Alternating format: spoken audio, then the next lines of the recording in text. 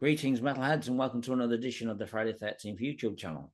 Today, you're going to be watching a fantastic interview with Sacred Steel singer Gerrit. Now, the band that we're going to release their new album this month is called Ritual Supremacy. It's on Raw Music. So I want to thank Gerrit for doing this interview. I also want to thank Monica for setting up this interview. So please, folks, leave some comments. Please subscribe, and thanks for watching. Stay metalheads. Cool, man. So, welcome to Friday the 13th, Gerrit. So it's been a long time since we've done an interview. We're talking to Gerrit from Sacred Steel, folks. So, congratulations on your new album. Thanks, Ritual man. Supremacy. It's a fantastic album. So, I'm going to talk to you briefly about your influences as a singer. Was vocals your first instrument? And if so, what was your influences as a singer? Who's inspired you?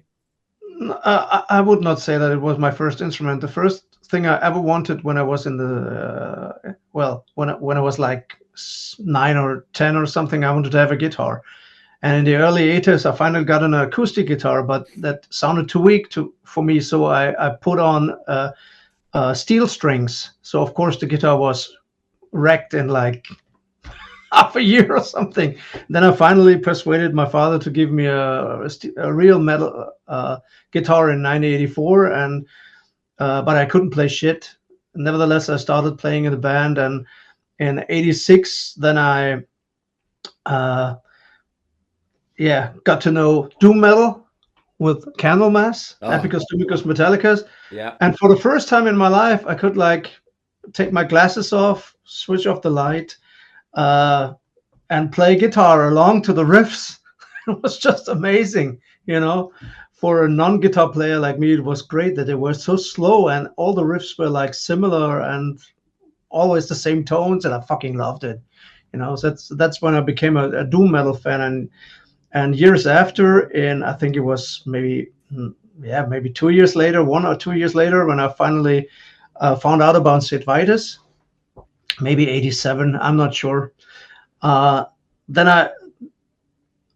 I found out you can even play slower and even less technical and way less technical than Candlemass. So that was even easier for me to play along. And then I thought, well, now I'll become a guitarist. But in the end of the 80s, then a good friend of mine, my best friend back then, I taught him the first riffs, but he then started playing lead guitar in the German Atrocity. And he was with them, I think, for the first 3 records, and he wrote some of the songs and whatever. Was it Richard? Yeah, Richard. Yeah, I'm friends with Alex, but I used to know Richard many years ago. Yeah, Richard was my best friend for years and years. And so when in the late 80s, we were trying to get into bands or something, they always wanted him because he immediately was a great player. And I was a shitty player. And so I started singing, but people didn't like my vocals. They didn't get what I was trying to do. And of course, I was just trying to ape my favorite singers. And my all-time favorite singer back then, there were a few, but of course, Eric Adams was the deity above everybody else for me. But of course, that was, I never could have done something like that. Or I loved and adored John Arch or John Cyrus from Agent Steel. But I knew that I could not touch those legends. But again, coming back to my all-time favorite band that over the years evolved to become my all-time favorite band, and that was St. Vitus. Because I started singing along to the old records from St. Vitus in the late 80s before I became a singer. And Richard was sitting next to me when I sang to one of the, let's say, Mystic Lady or something. And he said, "You sound exactly like this guy." And I said, "Are you kidding?" Because I was singing along to everybody else, to whatever Sanctuary, whatever, you know, Omen, all the stuff that I liked. But he said, "Well, this is a guy, you really sound like that guy." And I'm like, "I sound like the guy from St. Vitus? Well, I should sing more like that guy, you know, like the stuff they did." And so that's when in 1990, I was looking for guys to start a doom band with. And that was Dawn of Winter. We're still kind of active. We still put out an album every 10 years. And that's when I started to like put the guitar aside and back then I still played guitar because nobody wanted to play doom in Germany in 1990. There was nobody interested.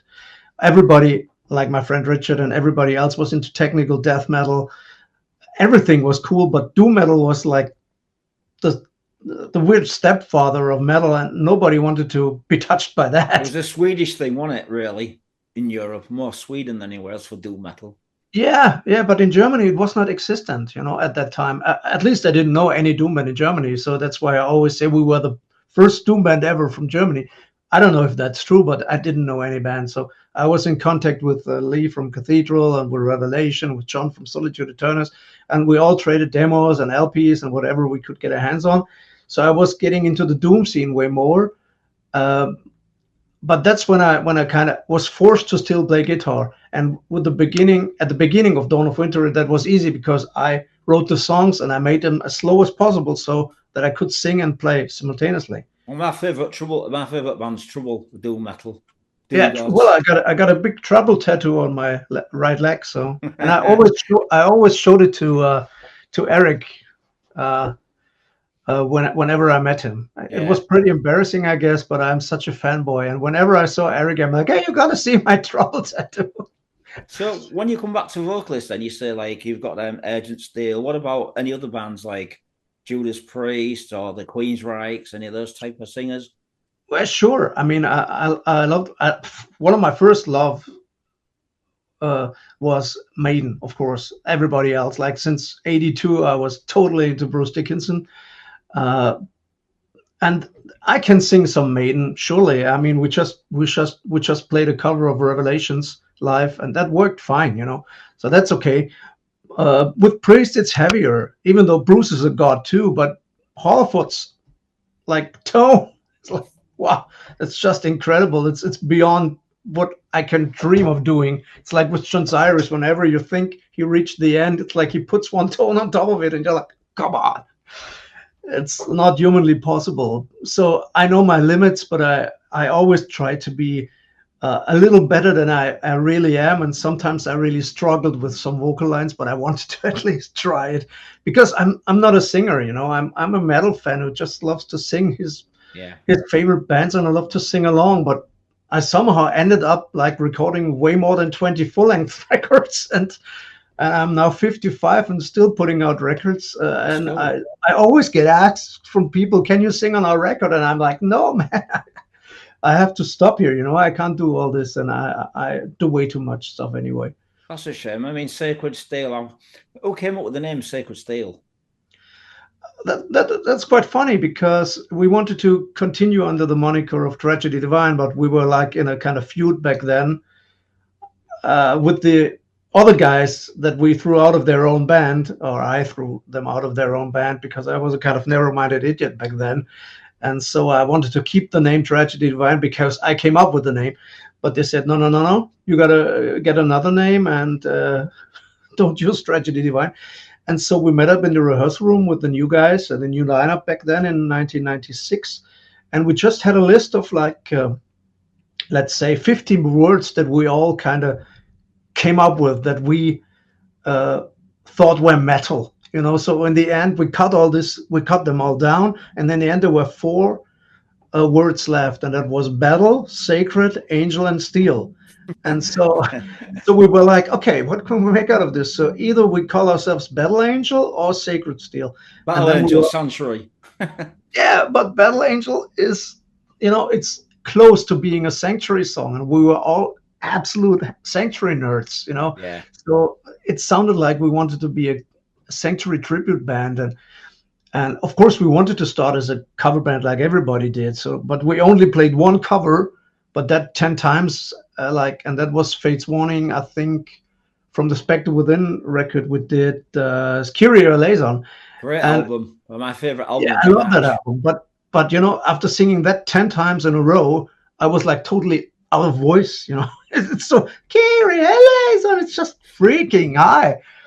And I was young back then. Nowadays, I couldn't sing it anymore anyway. But back then, we wanted to become a cover band first, and we wanted to name us Spectre Within we wanted to be called Spectre Within. But then when we kind of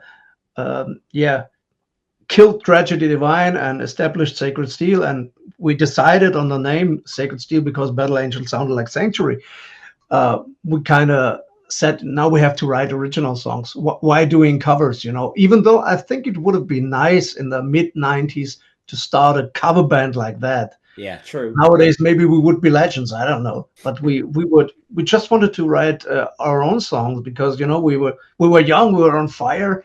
The guitarists were like playing riffs all the time, and I had just the energy to write lyrics within 5 minutes. And of course, if you as a native speaking English guy, if you listen to the first Sacred Steel record, of course it's like, what the fuck is this guy trying to tell me? I mean, come on, Wardogs of Metal is such a classic title, just like Dream Evil, Book of Heavy Metal. They're your anthems. Yeah, with the second album, I took it a little bit more serious. But the first record, I wrote every fucking lyric within 5 minutes in the rehearsal room while drinking beer.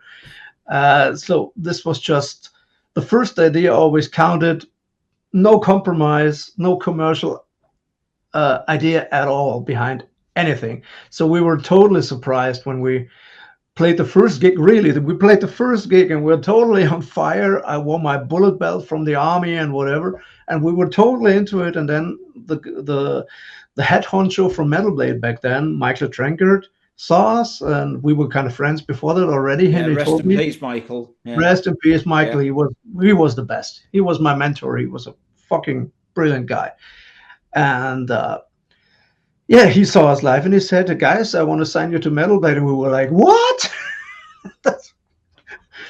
This can't be happening, for 5 absolute metal guys from southern Germany. How is it possible to get signed to Metal Blade?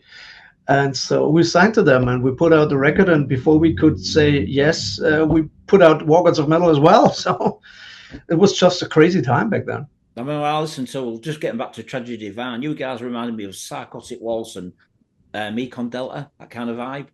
Totally. I mean, we were all absolute Psychotic Waltz fans. Yeah, me too. Fucking love those guys. Wow, I know. In the late 80s, the bass player from Dawn of Winter, he was the German distributor for the Psychotic Waltz demo. And I bought the T-shirt and the demo from him, and we were all totally like gobsmacked. We couldn't believe it. Did you ever do any gigs with those guys? We played several gigs with Psychotic Waltz, wow. And we followed them on some smaller tours and tried to see every gig. And I've been to Dynamo Eindhoven, I think. Yeah, I used to go there back in the day. Just to see Psychotic Waltz. I didn't care about, even though I'm a Obituary fan or whatever, I was so stoned out of my head back then, and we only wanted to see Psychotic Waltz. We were so fanboys of those guys, and the Tragedy guys were like even more into the technical side of things, because as I said, I mean, I love lots of different kinds of metal, and Doom, it will always be the closest to my heart. But I can also, like, if there are great vocal lines like on the Psychotic Waltz record, it's amazing what this guy can sing, and a song like Nothing that I know by heart is like one of the best lyrics ever. It still gives me goosebumps. I mean, look at talking about Sacred Steel. I mean, working with Bill Mathias back in the day must have been something, because he's done so many great albums with Metal Blade artists. Yeah, that was another dream come true when we kind of asked Metal Blade, "Can you get Bill over to do Wargods of Metal?" And they were like, "Sure." And so we were recording our second album with Bill Mathias. I still can't believe it, and he's just such a great guy. And one day, he's the biggest Black Sabbath fan on earth, and I wore a Black Sabbath, I think a Master of Reality shirt, and he said, "Wow, I once had that." And I said, "Yeah, you can get mine." And I gave him my Black Sabbath shirt, and he was like, "Wow!" And that's just things that you dream about. And if that happens, it's just unreal. So, with the days with Metal Blade Records, which was your favorite album that you did with Metal Blade? I think it must be Wargods of Metal, because the first one is pretty unpolished, and the third one was a good one, but I tried to come up with a concept story that I kind of, in the end, we didn't have much time left, and I didn't have the concentration to really write a story that everybody will get. So in the end, I kind of cut down everything, and when I then read it, I'm like, oh, now I don't get it anymore myself. But well, we put it out, and it's still a good album, Bloodlust. But But I wish I would have done it maybe as the fifth or fourth record, with a little bit more time and not that much pressure and stress, because back then we were in a kind of success mode, so to say, for an underground band. We sold quite a lot of records and we had a little bit of success back then. So there was a little bit of pressure. And after that, we kind of decided to slow it down. Like we changed label, not because we hated Metal Blade or whatever. I'm again working there now, but just because it's kind of strange if you work at the label that also sells the product. It's nothing that I'm fine with, really. It's like, I want to keep that separate.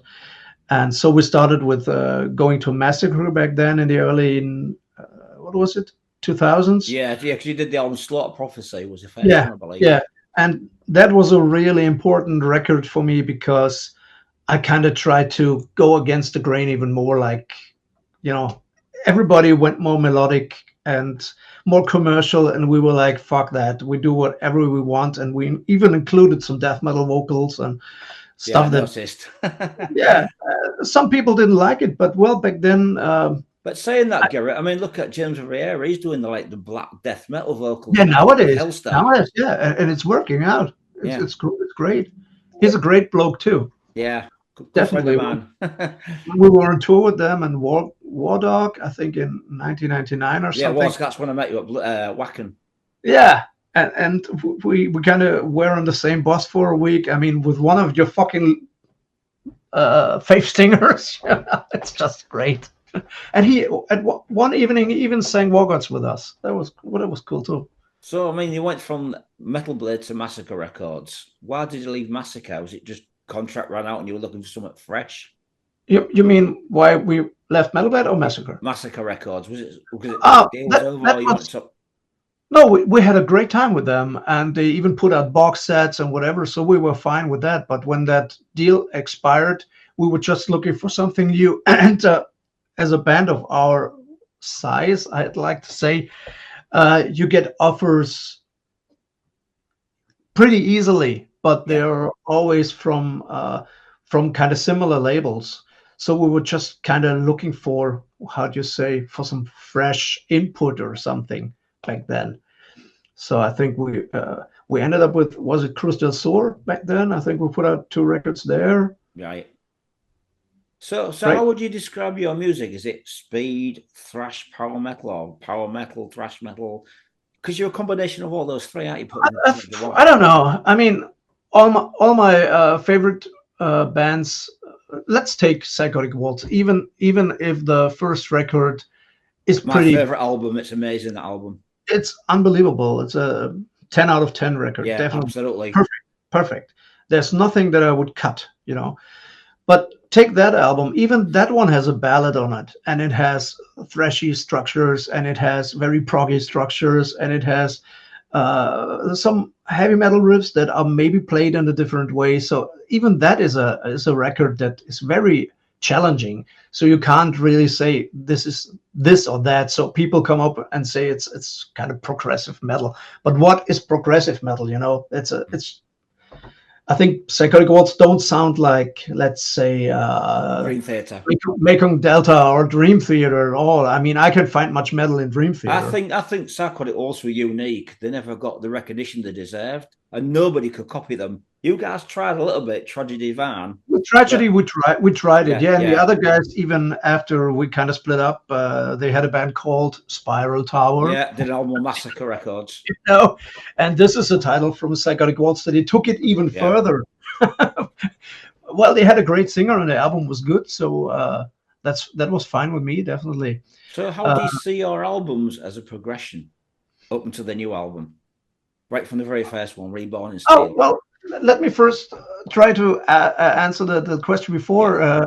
I think I really would not pinpoint and say we're an epic band or power metal band, or because it's if we would now still would be in the 80s, I would say we're a power metal band, because back then power metal was Vicious Rumors, Metal Church. But in the 90s, everybody thought that power metal was this Italian melodic stuff, and I could never relate to that. So since that, I stopped saying we're power metal. And if we say we're true metal, then everybody says, well, they try to ape Manowar, which we can't and we won't. But of course, they had some great records in the 80s, and they're one of my favorite bands in the 80s. So there sure is a kind of influence. But also Manowar, for example, had from ballads to high-speed stuff like Wheels of Fire. They had everything. And so I'd say we're a old school power metal band in the 80s metal sense, kind of. But of course, we have thrash stuff, we have doom stuff, we have epic stuff, because otherwise it would be boring. And I mean, for example, I'm a big Exciter fan, but yeah, great. Violence of Force, great album. Great. I also love the Jacques Bélanger records. Like yesterday, I listened to Dark Command. But if you listen to Dark Command and then Blood of Tyrants, they're pretty similar. And I never wanted to be in a band that puts out two similar records. Exception if it's a doom metal. Like if you have a narrow space, like with black metal or doom metal, then I love it very pure. You know, like a doom metal record can be slow from beginning to end. I don't mind. A black metal record can be harsh and aggressive from start to finish. I don't mind. But a heavy metal record for me should be like an old Maiden record where you go through different motions, you know, where you have like the 10, 11 minute epic song, the short, maybe radio friendly song. And it must be a mixture. It must be a mixture like when reading a book.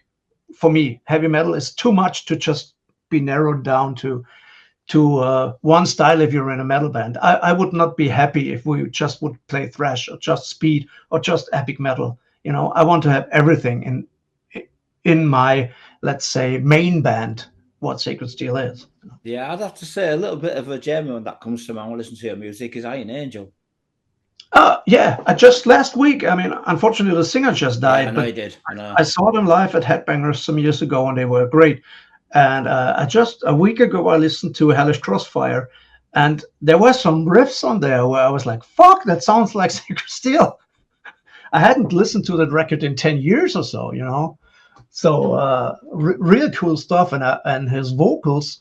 That's also something that I totally never really thought about. I'm a big fan of the first Thrust record, you know, Fist Held High. Yeah. And his vocals are pretty similar to John Bonata's on there. So that was something I'm like, wow, I always was a big Thrust fan and liked Iron Angel, but I never kind of saw some similarities, you know. So what happened to the old band members from Sacred Steel? I mean, Mathias had been with you from day one. The drummer has been like faithful throughout your career. What was the question? So what happened to the old members of Sacred Steel? I mean, Mathias had been with you since the beginning. Yeah, you mean like the very old ones? Jörg and Ollie, they in the early 2000s, they kind of were starting their death metal band, My Dark State, and they were just not interested in playing this kind of metal for longer anymore, you know. And if people get bored, then you should stop. And that's something I always think about bands out there. Guys, if you don't have any ideas anymore and you don't like it, don't keep doing it. You know, the scene would be much healthier if not everybody would put out everything, you know. Give it a little bit more thought and make good records instead of average records, please. Yeah, well, those guys were just a little bored with this kind of music, and so they wanted to play death metal back then. So that's how we split back then. And so we had to find two new guitarists back then. But we had a bass player, and that bass player was Jens, and he wanted to switch to guitar because when he started, he came in after our first bass player had to go back then. And when Jens came in, he wanted to play bass because the guitarists were already there. So after the guitarist left, he said, I want to play guitar. So we said, okay, you can play guitar. And one of our biggest fans, a very young guy who's now with us since more than 20 years, is Jonas. And he was then taking over the other guitar position. And then we were searching for a bass player.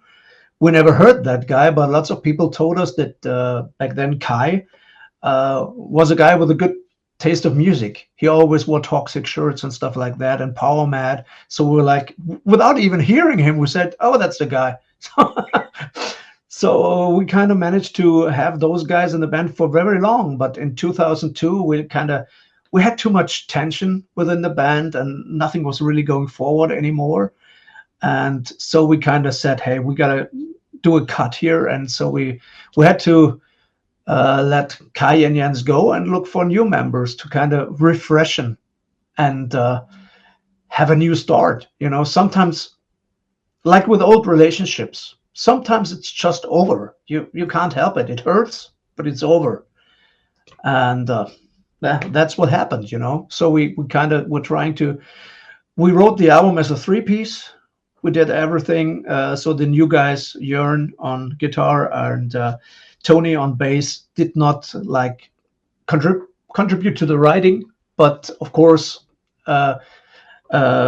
they managed to influence some parts here or there and change some stuff, especially the bass. Without his bass, the album would sound totally different.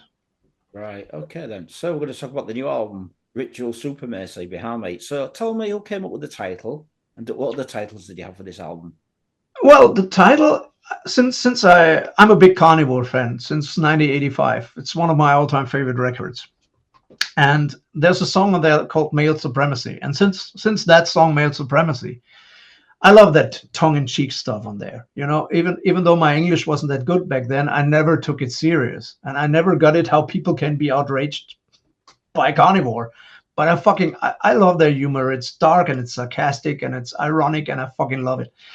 And a song like Male Supremacy always kicked my butt. It was just great. And I love the full record. And since 85, I wanted to have an album title with supremacy. But I know that supremacy is a word worldwide that some people use it in the wrong context, like white supremacy and all that bullshit. So I'm German, so I'm not English native speaking, so I can use words maybe others don't use. Yeah. And I would like, fuck it. I love 2 words that sound great, and Ritual Supremacy is just a good meaning, and I like it. And I came up with the concept of the title track, like what it means to me, and I came up with the kind of ideas for the cover artwork. And to me, for example, the cover artwork that's showing behind your back, it shows a kind of cult or a church or whatever, and it shows one guy who wants to join that cult or church or metal family or whatever, and he is killed by the judge above him. It's like Refuge Knight from Sanctuary, Yeah. So and all the other figures that you can see are already in that cult. So to me, this has different meanings. It's like people want to be part of something. And as metalheads, we became part of something without trying to be initiated or whatever. We just wore the shirts, and everybody who saw you was like, "Hey, that's a cool guy because he has a great shirt." So, and this is a kind of common thing that binds us all worldwide. No matter what nation, what race, whatever, it doesn't matter. If you're a metalhead, your friends usually. If it's the right metal shirt, if it's a Limp Bizkit shirt, well, there might be a problem. you know what I'm saying? Yeah. So of course there is some gatekeeping and whatever involved. But to me, metal is a kind of, it's pretty holy for me because, well, I have no other religion. I'm totally anti-religion. But when I first heard the first real riffs and bought the first records, it kind of just was magic to me. Like in '84, when I first heard "Don't Break the Oath," late at night, I was 14 with the headphones on, and I closed my eyes and I sold my soul to King Diamond. I was like, fuck it, that's it. Fuck God, hail Satan. That was, but well, then I listened to Trouble the Skull and I'm like, wow, don't kill me. Christian band. Christian band. And I fucking love the Skull. It's one of my all-time favorite records. Yeah. So, I think it's a different kind of mood, and I loved Eric's lyrics on the skull, because they were not preachy. They have some preachy stuff. Also, Vitus has some preachy stuff, but most of the lyrics are searching for answers, like not understanding why the fuck are we here, and trying to be better humans, and trying to find a purpose in life. And if somebody finds Christ, it's fine with me, as long as I don't get bullshit for that, Yeah. So, for example, just saying, but my sister is a diehard Christian, and I love her very much. She loves me very much, even though I'm not a Christian at all. So it doesn't matter, as long as people are nice to each other. I don't give a shit about what religion somebody has or something, Right. So Gerrit, Ritual Supremacy, is that the only title you had? Yeah, I never wanted to. I wanted to call this album Ritual Supremacy because it has so many meanings for me. As a metalhead, as I said, we're kind of part of a ritual community, and we show our bonding with our garments, and the way we kind of, even if we have bullet belts or whatever, everybody sees that you're a metalhead. And I think this is it's a kind of cult, but it's a good cult. It's not like the Catholic Church. It's a good cult.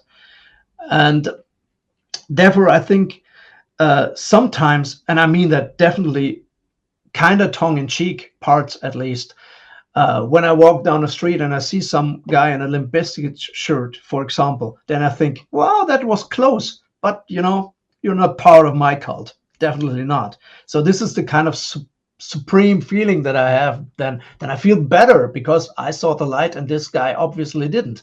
So that's the kind of ritual supremacy that I feel when I see someone like maybe was close to the light. And if I see someone only listening to radio, I mean, I like some radio stuff, definitely. Good music is good music. But if I meet people that tell me, well, I listen to everything, I don't have a favorite band. And I'm like, what? I can't get it. I mean, music is the most sacred thing on this planet. And apart from great books, the best thing that is around here. So why not grab it and try to make the best out of it? Why just let it pass, Right then. So the album was produced by Benjamin Ollie. Happy with the way it's turned out, the album? Well, yes, I'm very happy. But if you just ask me, for me, the production could be a bit more old school. I'm a total old school guy, and I love the drums on Autopsy's Mental Funeral, for example. And they sound like coffins. So I get it if our drummer wants his drums to sound like the way they do on the album, and the guitarists are really good and the bass player is really good. So they all want to have this more clinical, modern sound. And I'm like, okay, guys, it's your instrument, and I get it that you want to hear it that way. But if I would decide, if I would be a dictator, then every Sacred Steel record would sound like out of some dungeon, It would sound like a mixture of whatever, all the forgotten 80s bands, that nobody knows, like maybe 5 people. But I love Abysmal Productions. That's just the way I am. That's why Vitus is my favorite band of all time. They sound like being recorded with a tape recorder, and I fucking love that. So I'm fine with the production, but if I could decide it would sound more old school. How long did it take to record this album? Too long. Way too long. I mean, it was, I think the drums were recorded 2 years ago. 2 years ago, more than 2 years ago. In January of 2023. So that's also one explanation why everything took so long. I mean, the album is finished since 2 years, but then we were trying to find a proper label and get a bit of a better distribution. I mean, we were fine with Cruise to Zoo, but his distribution possibilities are kind of limited, and we wanted a worldwide distribution. So, and we didn't want to rush things after such a long break. So that's why it took us 2 years to really get the thing out now in April. And before that, we had those 2 years where we were looking for new members and getting the new members like integrated into the band. And before that, we had 3 fucking years like everybody else with the fucking pandemic that we were struggling with and trying to get the band through. And yeah, that's 3, 5, 7 years that you can also already cut off from the 9 years that it took. So wow.